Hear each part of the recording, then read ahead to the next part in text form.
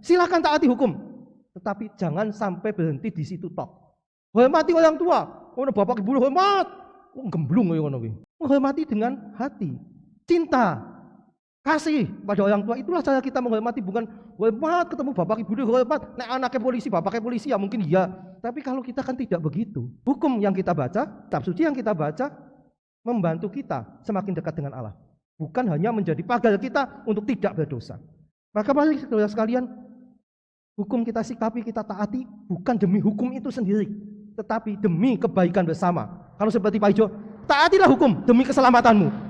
Bagi kita hukum Allah juga sama. Taatilah hukum supaya kamu bisa mengasihi Allah dan mengasihi manusia dengan lebih dalam lagi. Dalam nama Bapa dan Putra dan Roh Kudus. Amin. Tuhan bersamamu. Dan bersama rohmu. Bapak Ibu, para saudara sekalian yang terkasih, selamat sore. Selamat sore. Pada hari Minggu biasa yang ke-22 ini, kita diajak untuk berefleksi sejauh mana kita menghayati hidup beriman kita berhadapan dengan hukum-hukum yang berlaku. Entah itu hukum Allah, hukum gereja maupun juga hukum sipil. Ketaatan kita pada hukum, apa yang mau kita capai dengan itu semua? Mari kita awali perayaan kita ini dengan menyesali dosa kita. Kita mohon belas kasih pengampunan Tuhan supaya kita layak di hadapannya. Allah yang Maha Kuasa senantiasa mengasihani kita, mengampuni dosa kita dan mengantar kita ke hidup yang kekal. Saya mau cerita tentang Pak Ijo, tapi ya ini repotnya ceritanya nyambung dengan yang kemarin sore.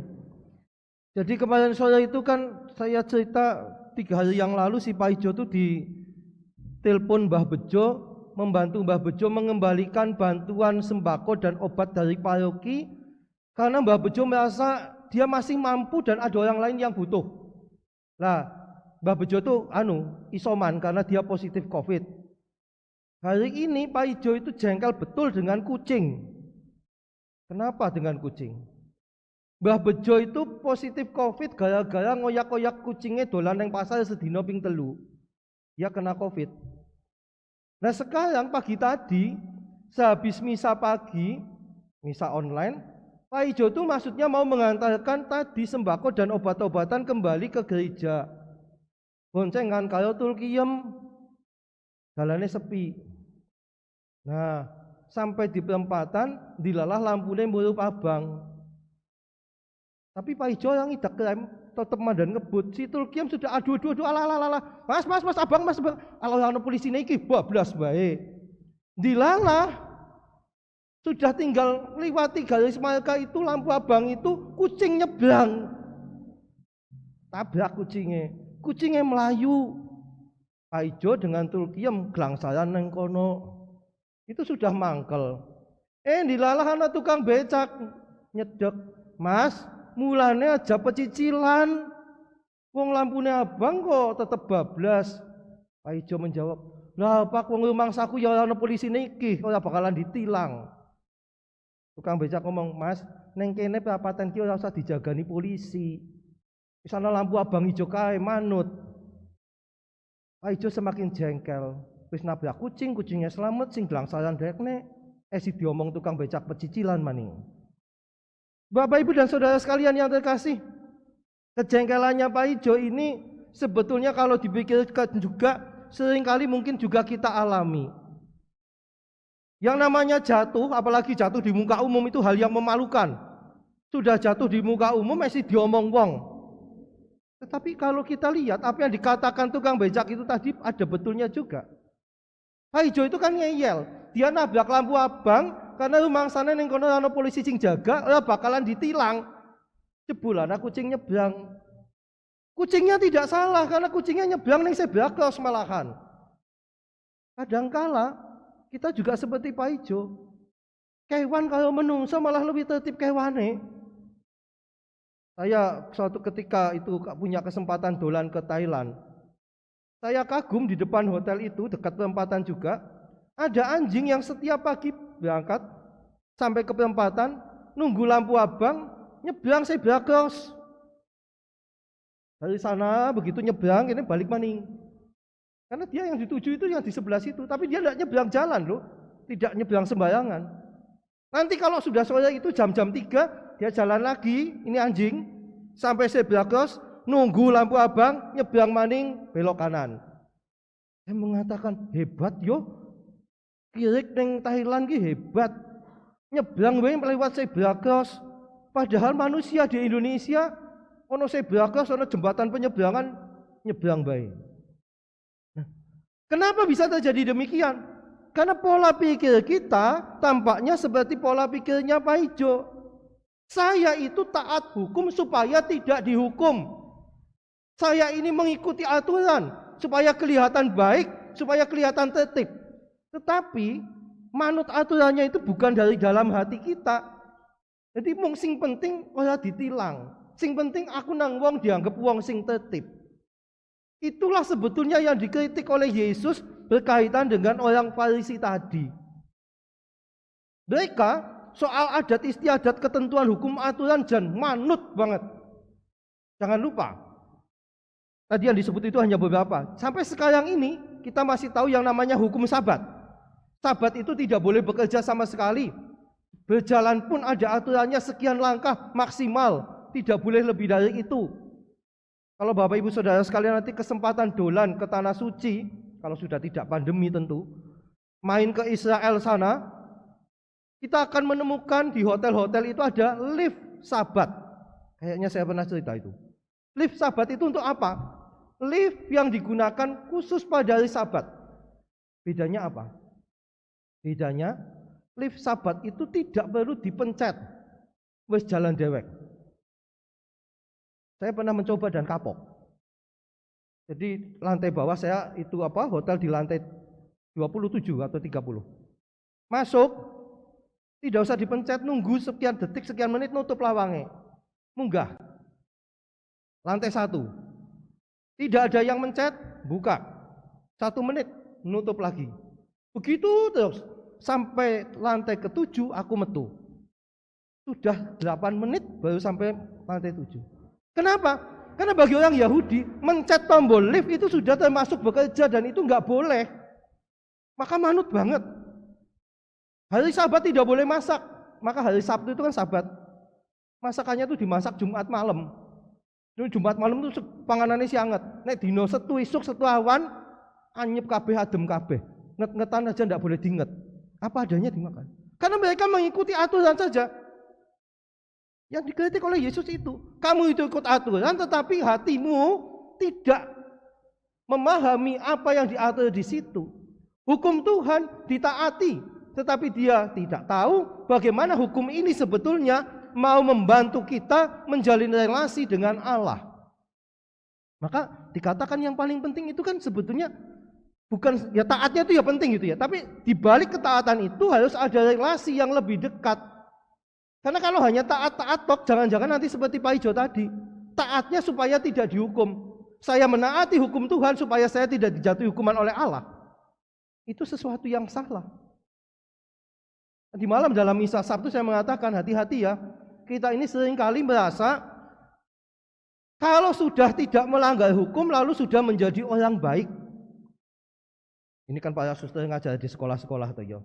Suster yang ngajari bocah kising bener loh yo. Karena banyak terjadi nanti pengakuan dosa yang konyol. Kalau saya mengatakan sing salah guru nih. Kalau guru nih itu suster berarti suster sing salah. Kenapa? Anak-anak itu diajarkan begini. Dosa itu adalah melanggar 10 perintah Allah. 10 perintah Allah itu apa saja? Jangan ada Allah lain di hadapanku. Jangan menyembah berhala. Kuduskanlah hari Tuhan. Hormatilah orang tua dan sebagainya. Anak itu dilatih begitu. Dosa itu kalau kamu melanggar itu, yang jangan menyebut nama Tuhan dengan tidak hormat. Dosanya apa? Menyebut nama Tuhan dengan tidak hormat. Jangan mencuri. Dosanya apa? Mencuri. Lalu pengakuan dosa anak SD kelas 5 masuk kamar pengakuan. Pertama 1, 2 sudah. Kok aneh ya pengakuannya? Sampai 4 kali, ke 5 kali lalu saya stop. Kenapa? Mereka tinggal mengurutkan 10 perintah Allah. Sampai perintah ke-6 apa kuwi? Jangan berzina. Anak SD ngaku dosa kelas 5. Dosa saya adalah ini. Dosa saya yang berikutnya mau berzina. Hah? Bocah SD kelas 5 berzina. Kuwi ngapa sih? Kamu berzina itu kenapa sih? Kamu berzina apa? Nah, saya kan penasaran. Ya enggak tahu. Loh, kamu ngaku dosa berzina kok enggak tahu? Loh, katanya suster. Loh, bukan di sini tapi wong di sini aku belum pernah nampa pengakuan ya. Katanya suster itu berdosa melawan 10 perintah Allah. Nah lo, tak tinggal metu kamu berhenti dulu, saya keluar tak jelaskan. Suster tolong dijelaskan ke. Dosa ki apa to janjane? Ternyata bukan hanya anak SD, kita pun juga sering kali begitu. Masuk kamar pengakuan bawa catatan. Ya baik sih bawa catatan supaya ngakunya cepet ya. Soalnya nek dadak ngeling-eling, kelalen maning mandek suwi. Dosa saya adalah ini nih, tapi kebanyakan kan melanggar 10 perintah Allah. Itu menjadi gak beres juga. Mangsane nek wis kaya melanggar 10 perintah Allah, lalu sudah tidak berdosa kan? Yang lain lagi, mbah-mbah melakukannya wis angel. Maka saya datang ke rumahnya untuk menerima pengakuan dosa. Simbah itu sudah, kula badhe ngakeni dosa. Saya mau mengaku dosa. Dosa-dosa saya itu saya tuh bingung ya. Saya sih dosanya apa ya? Wong saya di rumah tinggal sendirian, menyakiti hati anak ya tidak, menantu ya tidak, cucu ya tidak. Berdoa ya rajin, Nah dosa saya apa ya? Nah kan, karena dia merasa tidak melanggar 10 perintah Allah, dia merasa tidak berdosa. Ini penyakit kita juga. Mangsane nek wis kaya melanggar 10 perintah Allah tidak berdosa. Padahal merasa tidak berdosa, aku dosa loh. Iya kan? Itu bayangan kita. Selama tidak melanggar 10 perintah Allah, saya sudah suci, saya sudah benar. Padahal tadi dikatakan oleh Yesus sendiri di dalam bacaan Injil, hati-hati. Dari dalam hati kita itu timbul banyak hal. Kendati kita tidak melanggar 10 perintah Allah, tapi ada pencabulan dalam pikiran yang jahat, pencurian, pembunuhan, mulainya dari hati. Belum sampai ke tindakan tapi sudah mulai mikir itu. Kayak tadi Pak Ijo, wis dieling nang tulkim, ala mandek, sudah diingatkan. Tapi dalam hati, lawan ana polisi iki bablas bae. Ya pikiran jahat, pikiran kita kan orang lain enggak tahu. Itu sudah dosa loh. Maka Bapak Ibu para saudara sekalian, kita diajak untuk melihat hidup beriman kita tidak cukup dengan tidak melanggar 10 perintah Allah. Ada perintah lain yang jauh lebih dalam lagi. Kita tidak melanggar 10 perintah Allah, bagus. Tapi apakah kita sudah hidup dalam cinta? Mencintai. Cinta itu wujudnya bisa pengampunan, bisa perhatian, sapaan, dan macam-macam. Apakah kita sudah sampai ke situ?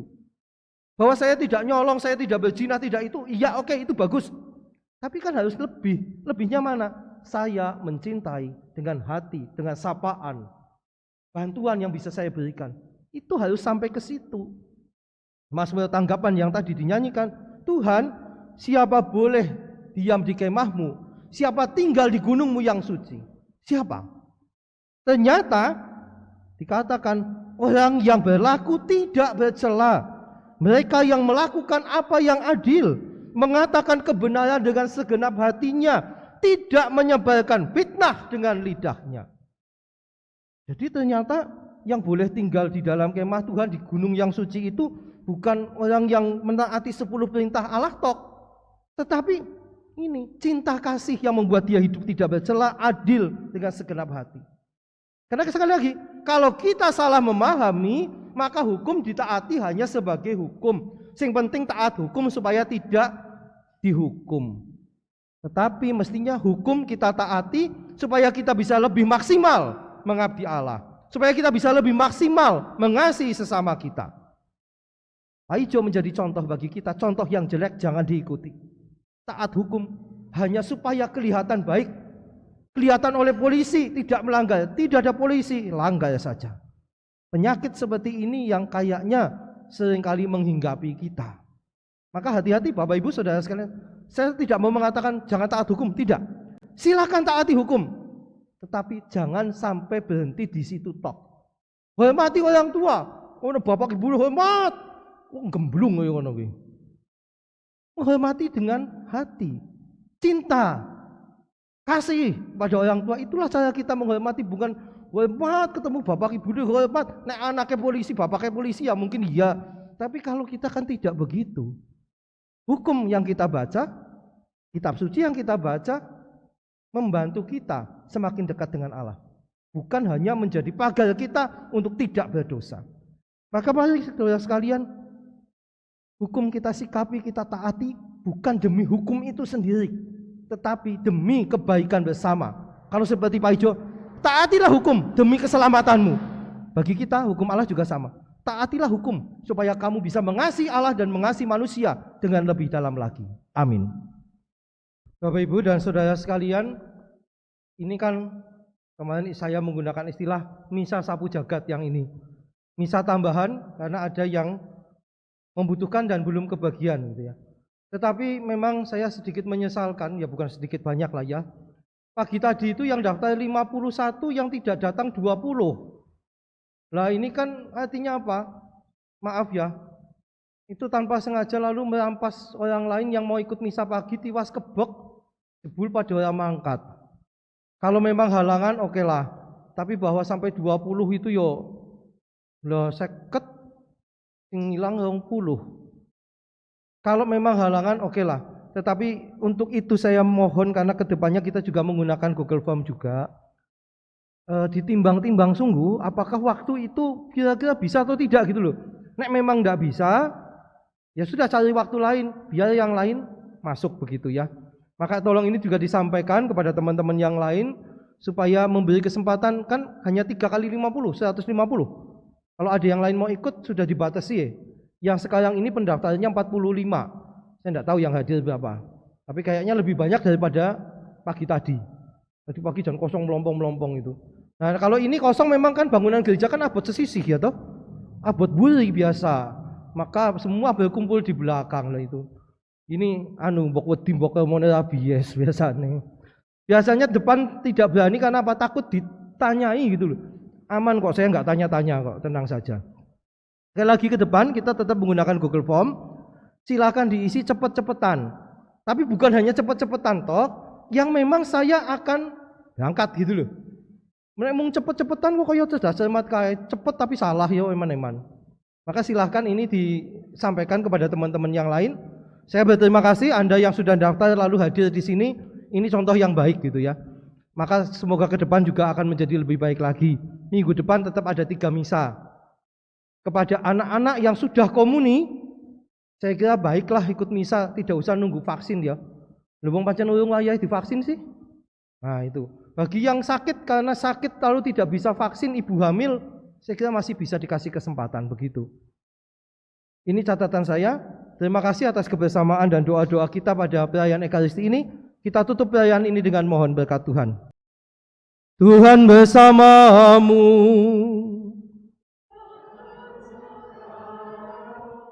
Allah yang Maha Kuasa senantiasa membimbing, melindungi dan memberkati kita, keluarga kita dan semua yang berkehendak baik, Bapa dan Putra dan Roh Kudus. Saudara sekalian, pergilah, perayaan syukur Ekaristi kita sudah selesai.